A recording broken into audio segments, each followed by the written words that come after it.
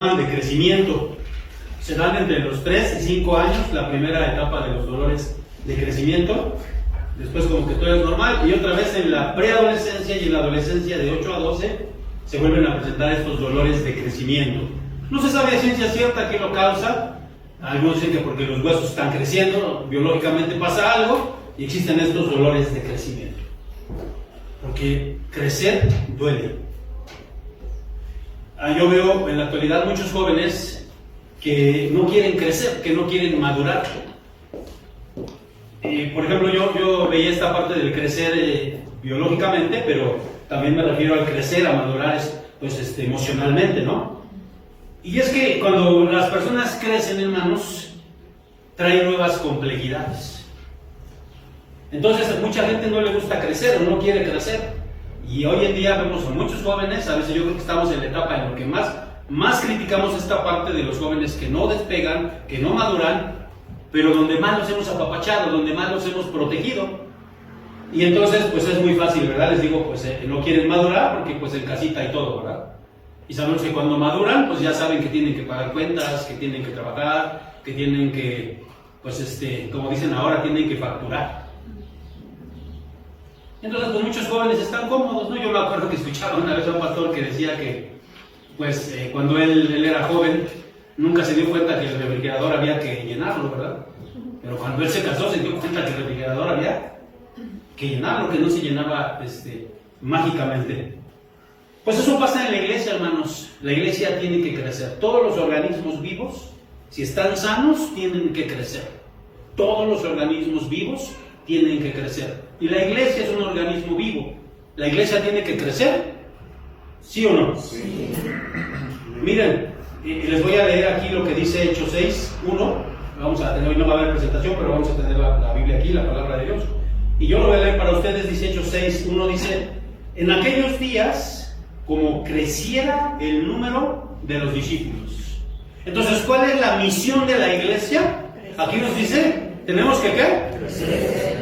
Fíjense, yo me he dado cuenta de que todas las iglesias comienzan de una manera pequeña, comienzan en casas, comienzan en alguna misión, a veces es familiar la cosa, y luego pasan situaciones en las que dicen, no, nosotros no queremos crecer, así estamos bien.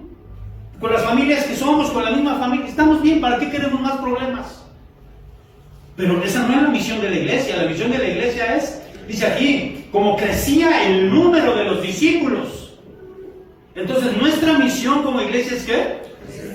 Esa es nuestra misión como iglesia.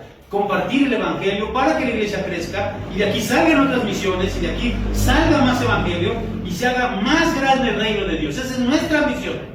Ahora, claro que cuando crece la iglesia hay problemas. Y por eso yo le he puesto así a esta serie, Crecer duele. El martes comenzamos con el primero de la serie que fue el arte de pasar por alto la ofensa.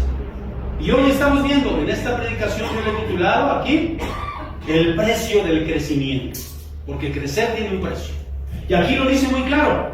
En aquellos días, como crecía el número de los discípulos, ¿qué hubo? Murmuraciones. De los griegos contra los hebreos. Y voy a explicar esa parte. ¿Por qué dice que había murmuración de los hebreos contra los griegos, o de los griegos contra los hebreos? Los primeros cristianos, ¿dónde se hicieron?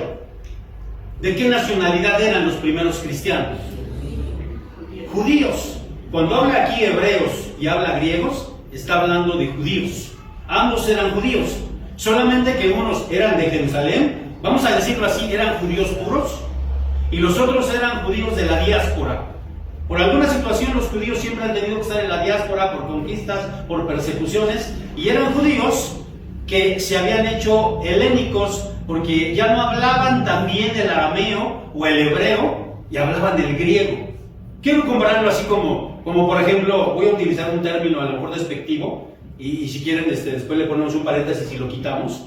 Ese término de los que crecen en los Estados Unidos, de padres mexicanos, son más mexicanos que el mole y se les nota, se les ve, pero su cultura empieza a ser una cultura norteamericana.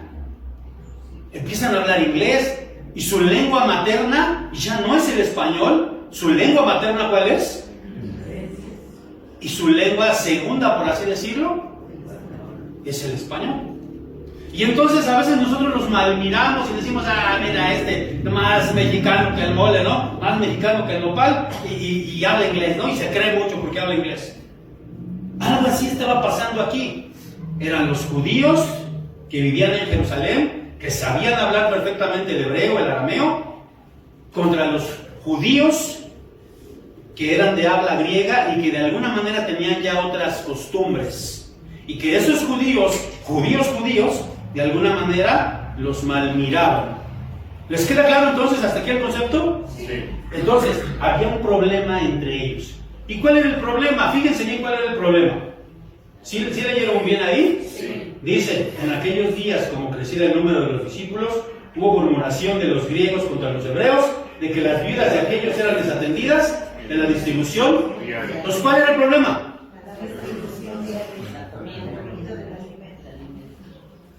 Que esa es una de las cosas que a veces en la iglesia pasa, ¿no? Y entonces aquí podemos ver que había diferencias. Y entonces, hermanos, cuando viene gente nueva a la iglesia, aunque sean porque los ganamos nuevos, o porque vienen de otro lugar, de otra procedencia, esas personas traen diferente cultura. O nosotros también, no solo ellos los nuevos, sino nosotros también tenemos diferentes maneras de ¿qué? De pensar, de alabar, diferentes maneras en muchas cosas, hermanos. Pero entonces tenemos que hacerlos menos. ¿O ellos también tienen que hacernos menos? Incluso ya no hay ellos, hermanos, ya no hay ellos. Somos. Pero pasa. Entonces, lo primero que yo quiero que entendamos es que somos diferentes, hermanos. Que somos diferentes. Y yo me acuerdo que les conté de una ocasión de dos hijas, una era hija de un anciano y la otra era hija de un diácono en una iglesia donde yo pastoreé, y pues eran, voy a ponerlo así, ¿no? Porque no encuentro otras palabras y a mí me gusta ser claro, porque una de las cosas que a mí me dicen, bueno, pues usted es muy claro, y a mí eso me gusta, porque yo quiero que el evangelio sea claro.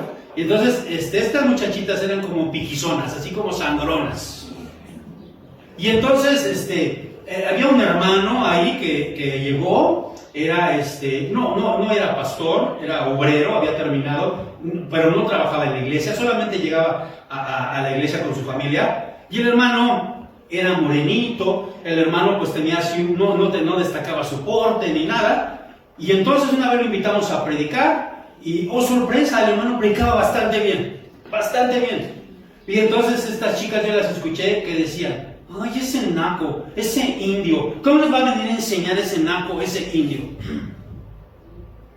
Y entonces, hermanos, ahí estamos haciendo lo que pasaba aquí. ¿Sí se dan cuenta? Los judíos que eran judíos de cepa, que eran de Jerusalén, que eran hebreos, como decía Pablo, hebreo de hebreos, contra esos pochos, contra esos que dicen que hablan arameo más o menos, ahí lo mastican, y que comen chicken, nomás aquí, nomás haciendo una broma, pero ni son realmente judíos. Y hermanos, dentro del reino de Dios hay diferencias, y yo celebro esas diferencias, porque Dios utiliza, hermanos, uno de los más grandes hombres de la patrística, de los padres de la iglesia. Eso no estaba aquí, pero ahorita me acordé, porque doy clases de historia de la iglesia. Atanasio, incluso hay un credo que tenemos en nuestro himnario, que se llama el credo de Atanasio, y Atanasio era un hombre, yo doy clases de historia de la iglesia, un hombre chaparrito, de 1.20 yo creo que medía, así dice su morenito, porque él era de Alejandría, de Egipto, pero qué hombre tan grande, tan predicador, tremendísimo que era Atanasio. Y a veces nosotros nos fijamos en eso, en que si es güerito, en que si tiene dinero, en que si es de mi familia, en que si... Hermanos, yo de veras digo, Renuevo tiene que superar eso, hermanos. Renuevo tenemos que superar eso de que, mira, vete, todos somos familia, vete. Y aquí hay hermanos que se quedan así porque no son de tu familia. Hermano, llámalos porque son tus hermanos, sí son de tu familia. Son de tu familia en Cristo. Y eso, hermanos, es lo que estaba pasando aquí. Ahora, no nos asustemos porque hay roces, hermanos. No nos asustemos porque los roces son parte del crecimiento.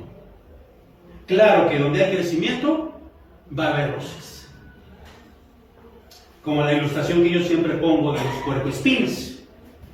Están los puercoespines, tienen frío, se juntan, después de un tiempo se pican y se separan.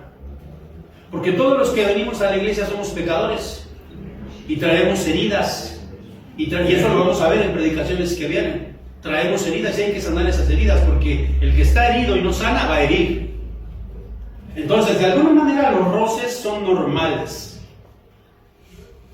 Va a haber roces. Y aquí lo sabía.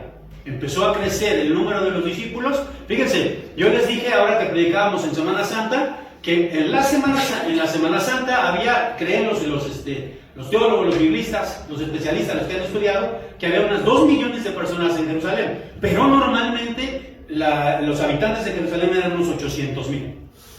Haciendo cuentas del libro de los Hechos, de las personas que se convertían, a esta fecha había unos 20,000 cristianos. O sea, el número de los judíos ya no eran 12, ya no eran 50, ya no eran 120, ya no eran 500, eran miles. Crecía el número de los discípulos, gloria a Dios, pero como crecía el número de los discípulos, crecían también las complejidades, vamos a llamarle así, complejidades. Gracias a Dios, hermanos, no sé si ustedes sepan, pero este fin de semana se compraron 32 sillas y 3 mesas, porque esa es una complejidad que ya estábamos teniendo. Y gracias a Dios por esas complejidades, ¿no? Pero a veces se dan otras un poquito más difíciles. Ahora, vamos a ver qué pasaba, y este es un peligro muy grande de la iglesia, porque ahí mismo en Hechos 6.1, quiero que lo lean. Hechos 6.1, bueno, vamos a leerlo ahí, como dice, otra vez, léalo el 1. En aquellos días, como creciera el número de los discípulos, hubo murmuración de los griegos contra los hebreos, de que las viudas de aquellos eran desatendidas en la distribución diaria. ¿Qué hubo?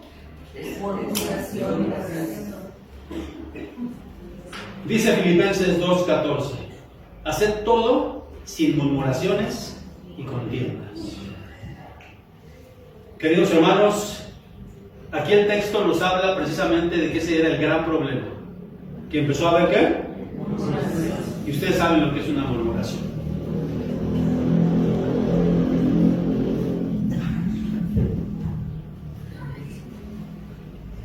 Y la murmuración es el cáncer de la unidad de la iglesia, porque ataca por la espalda, porque no confronta de frente y con amor. Y a veces caemos en esa trampa, hermanos, porque es fácil quejarse. Yo les decía en la escuela dominical a los hermanos, que yo no voy a decir nombres ni nada, pero hace unos años aquí, porque ya tengo algunos años aquí con ustedes, bueno, apenas como pastor voy a cumplir 2 años apenas, pero pues ya como pastor fraternal tengo más años atrás, ¿no? Entonces yo empecé a conocer a la iglesia y ya yo me considero parte de la iglesia, me pongo la camiseta de Renuevo es la iglesia que Dios me ha puesto y soy de Renuevo. Y entonces me acuerdo mucho de una hermana que llegó, ya se había hecho el aseo y por aquí había una bocina. No sé si se acuerdan que antes por aquí había una bocina. Y llegó la hermana, y le hizo así a la bocina.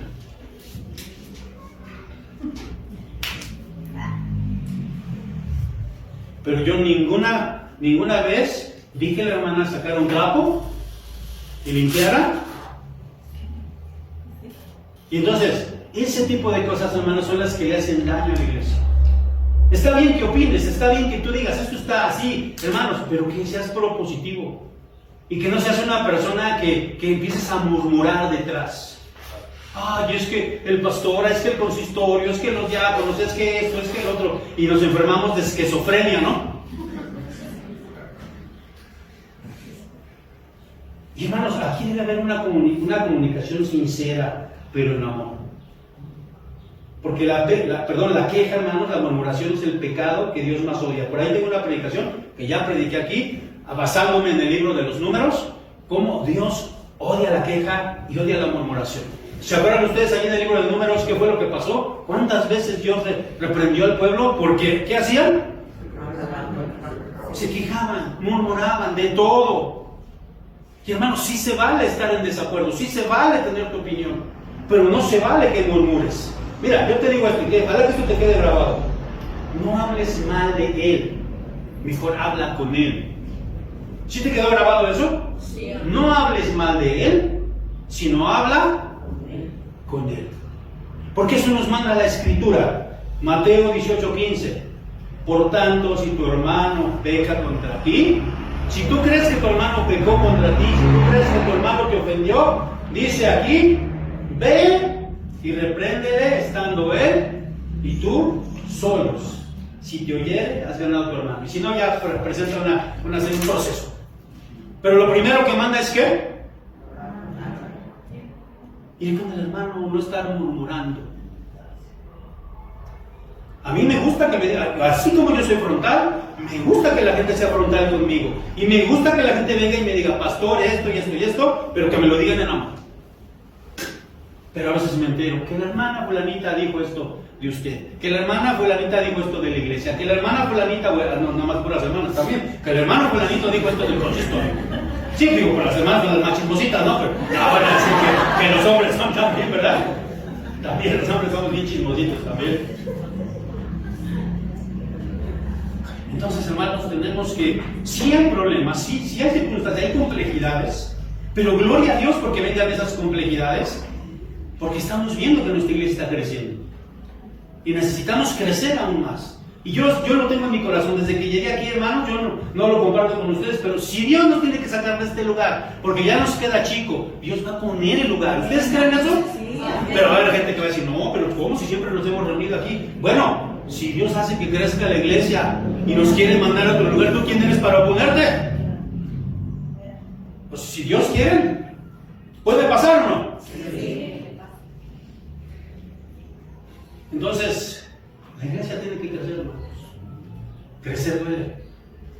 Pero no tenemos que ser como esos jóvenes de ahora, no digo que todos, pero muchos jóvenes que ya tienen cierta edad y sí quieren allá estar apapachados por el papá, por la mamá. Pues por eso no progresan, por eso no crecen, por eso no hacen su vida, por eso no.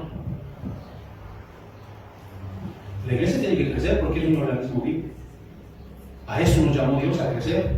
Ahora, vamos a ver aquí que tenemos que priorizar. Vamos a leer versículos del 2 al 4. Ahí está, 2 al 4. Vamos a leerlo. ¿Cómo dice? Entonces los dos se compararon a la multitud de los discípulos y dijeron, no es justo que nosotros dejemos la palabra de Dios para servir a las mesas. Buscad pues, hermanos, entre vosotros a 7 varones de buen testimonio, llenos del Espíritu Santo y de sabiduría, a quienes encarguemos de este trabajo. Y nosotros persistiremos en la oración y en el ministerio de la palabra. Fíjense, los apóstoles, Dios les había dado la sabiduría y ellos supieron priorizar. Porque a veces nosotros, hermanos, los problemas que hay en la iglesia, las murmuraciones que hay en la iglesia, las situaciones que hay, y no solo en la iglesia, esto lo puedes aplicar también, siempre yo lo digo, la palabra de Dios, yo la predico aquí para la iglesia, pero tú la puedes aplicar a tu familia, tú la puedes aplicar también a tu trabajo. Porque en los trabajos también hay murmuración, ¿o no? Y ellos fueron sabios y ellos no dijeron, a ver, vamos a complacer a las viudas de los griegos o vamos a complacer a las viudas de los hebreos, porque no estamos para eso. Ellos le dieron prioridad a lo que era importante. ¿Y qué era lo que era importante? Y entonces, hermano, yo te traigo acá y te digo, tú tienes que ver, tenemos que ver como iglesia, qué es lo importante. Si hay dinero en la tesorería, ¿qué será lo más importante? ¿En qué deberíamos emplear el dinero? Lo más importante. Y cada uno de los ministerios dice, no, pues mi ministerio es importante. Viene el día del niño, hay que comprar el día del niño. Viene esto, hay que hacerlo. Está bien. Pero si no tuviésemos, ¿qué es lo más importante? ¿Cuál es la prioridad? Esa es nuestra prioridad. Y aquí, yo quiero dar así, por ejemplo, de todos nosotros, la prioridad no es que te demos gusto a ti. La prioridad es que... Y entonces, tú tienes que preguntarte, si la prioridad es que el Evangelio crezca, yo no me voy a molestar por cualquier cosita. ¿Sabes? La mayoría de los pleitos que se dan en las iglesias es por nimiedades. ¿Qué porque es de la pintura? ¿Qué por la comida? Aquí fue por la comida. Que porque a las de los...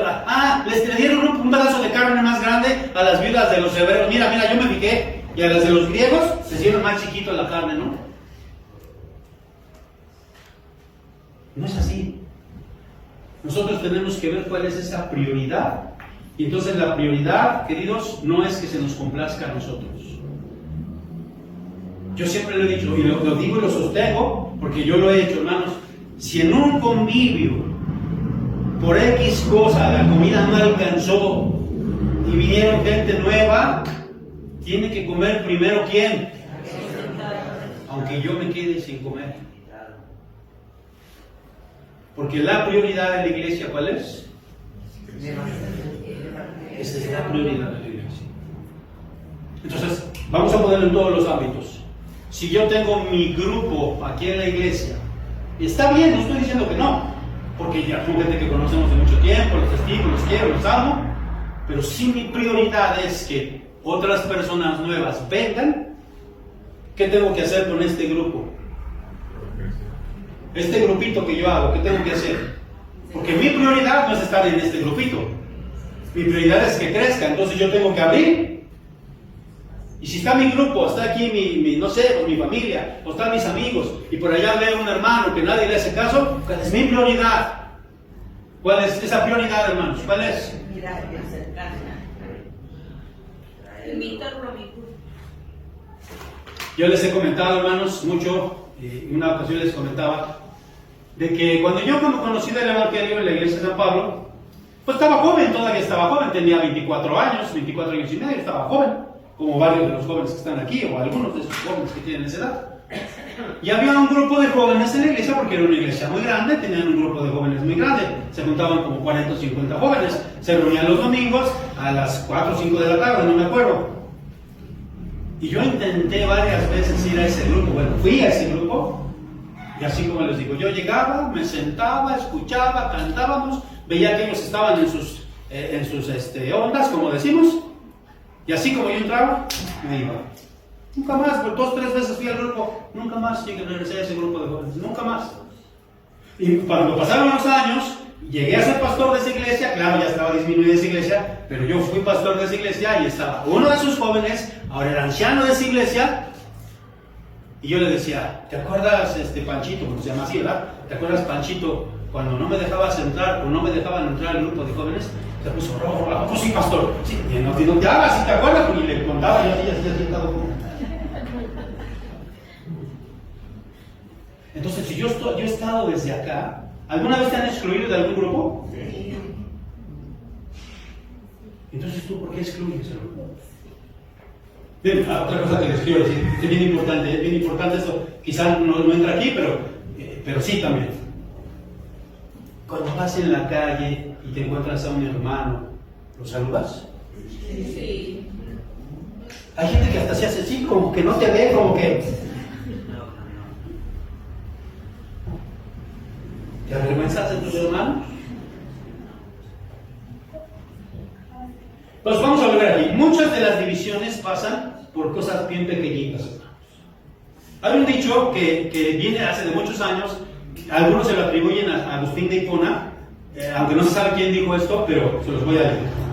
Y ese está en el manual que vimos también en los catecúmenos. Dice así: en lo esencial, unidad. En las cosas que son esenciales, como leer la Biblia, en eso no hay vuelta de hoja. Nosotros nos regimos por la palabra, tenemos una disciplina, somos una iglesia de orden. En eso hay unidad, porque todos creemos en un bautismo, creemos en la palabra de Dios. Hay unidad.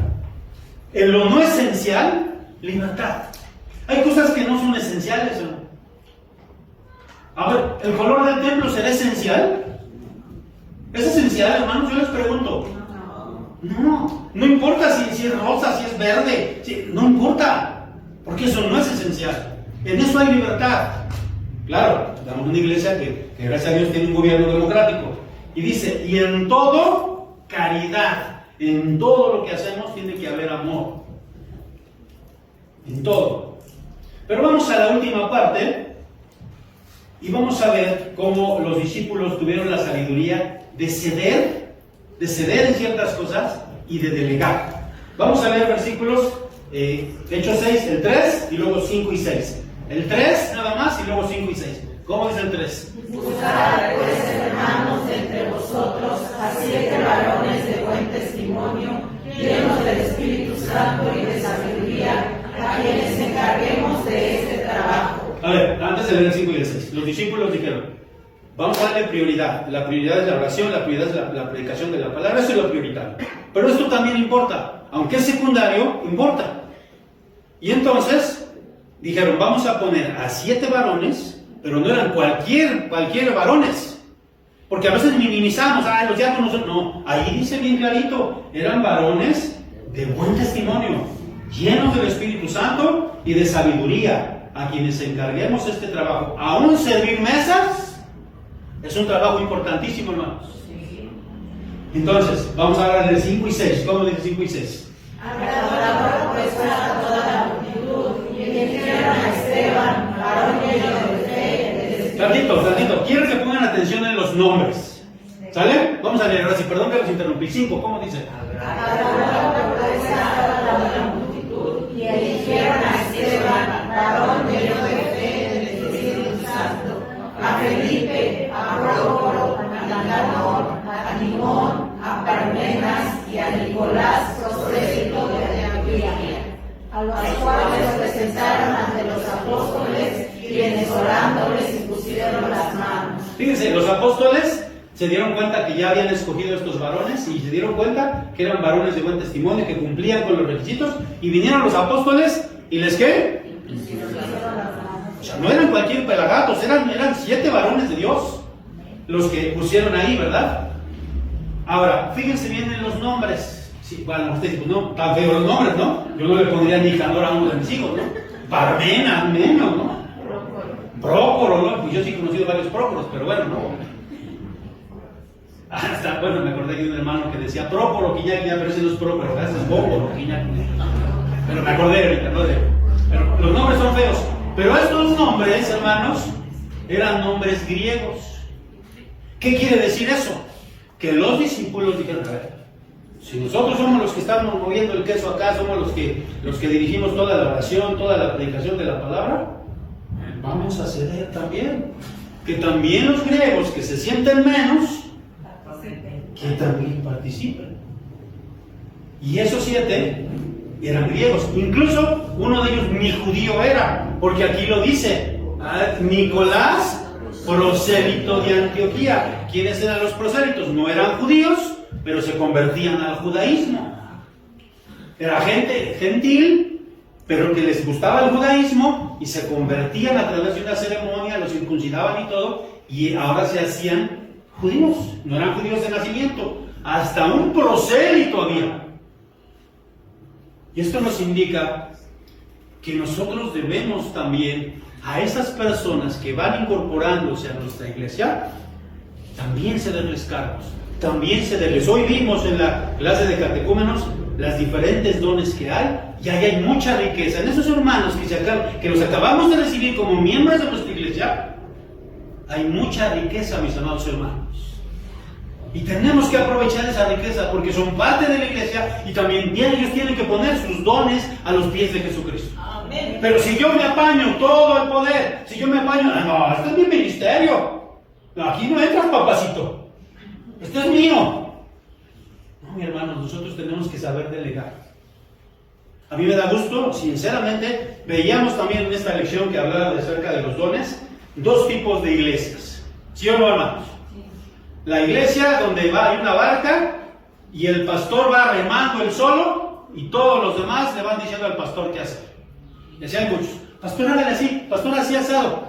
Y ahí está mal el pastor.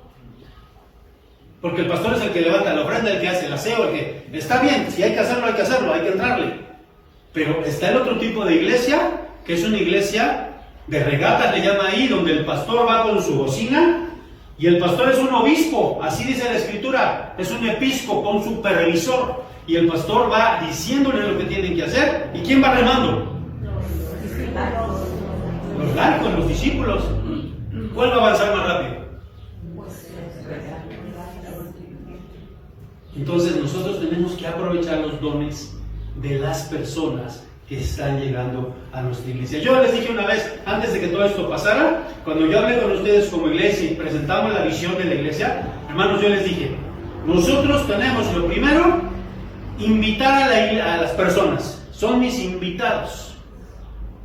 Después que se hacen mis invitados y que ya se quedaron en la iglesia, ya no son mis invitados, ahora son mis conocidos.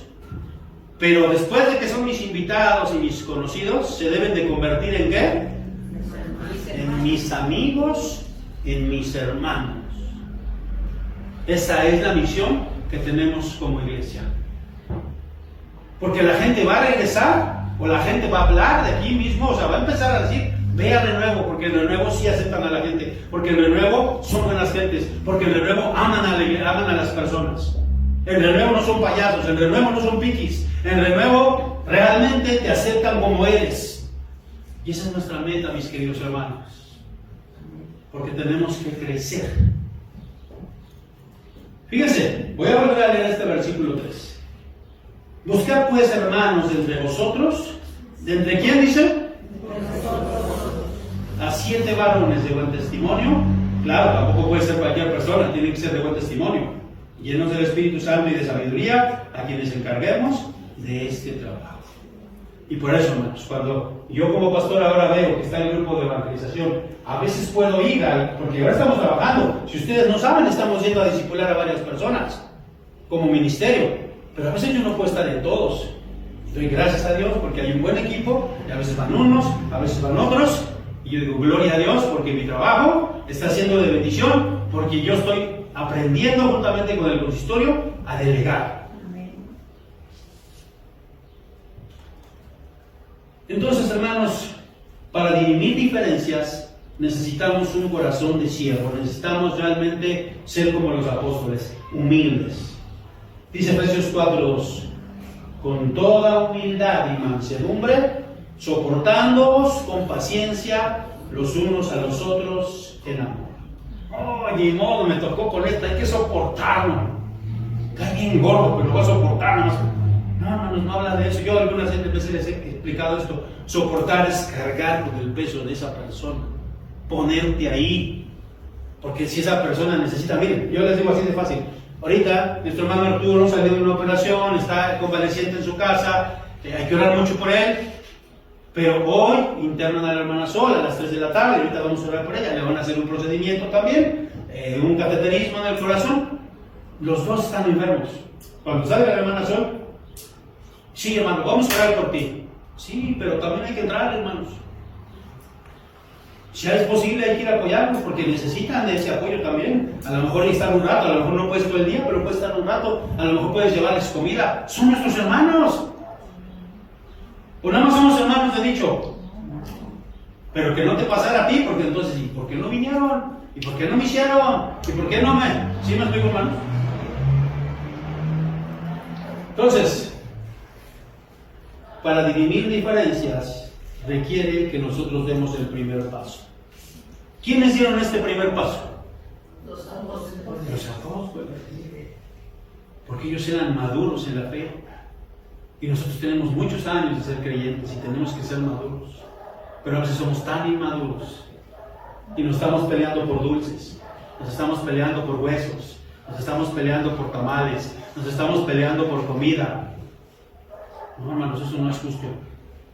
Y vamos a ver el resultado final. ¿Cuál fue el resultado final? Aquí está, miren, versículo 7. No lo digo yo, lo dice la palabra de Dios.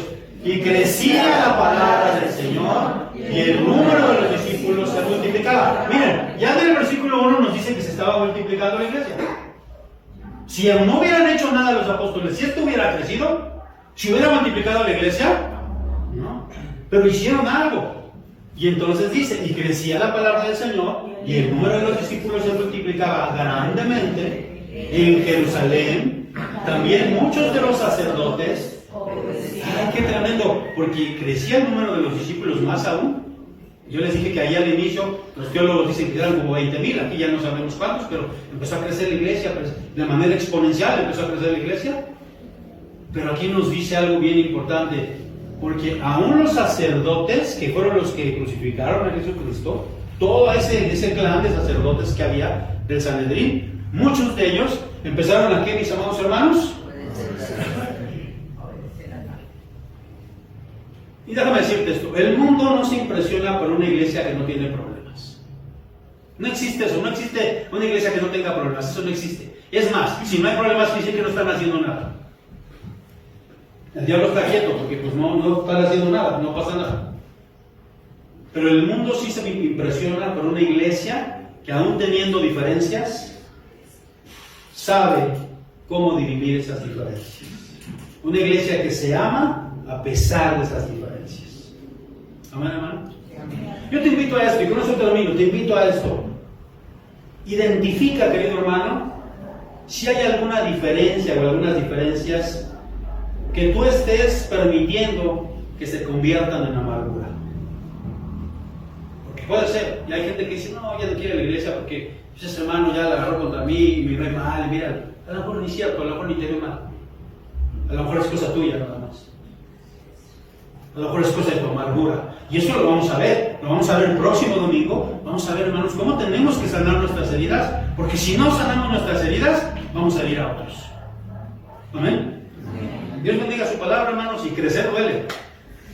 Pero yo les pregunto, ¿quieren que de nuevo siga creciendo? Amén. Ojalá que así sea y que hagamos lo conducente. Porque si habrá algunas personas, no, pues yo prefiero quedarme con los 5, 6, 15, 20. Pero no estamos cumpliendo lo que dice la palabra de Dios. Así que, mis amados hermanos, pongamos cada uno de nosotros nuestro granito de arena. Vamos a orar. Padre, te agradecemos porque tu palabra es viva, eficaz, Señor. Porque tu palabra no vuelve vacía, Dios, y porque tu palabra nos enseña de qué manera tenemos que hacer las cosas. Perdónanos, Señor, cuando no hemos hecho lo que tú nos has mandado. Y aún así, Señor, aún con todos nuestros defectos, Padre, tú nos estás utilizando. Y creemos, Señor, que nuestra iglesia va a crecer de una manera exponencial como lo hace esta iglesia. Yo lo creo, Señor. Porque no es nuestra iglesia, porque no es por nuestras propias fuerzas, sino es por ti. Y al final de los tiempos nos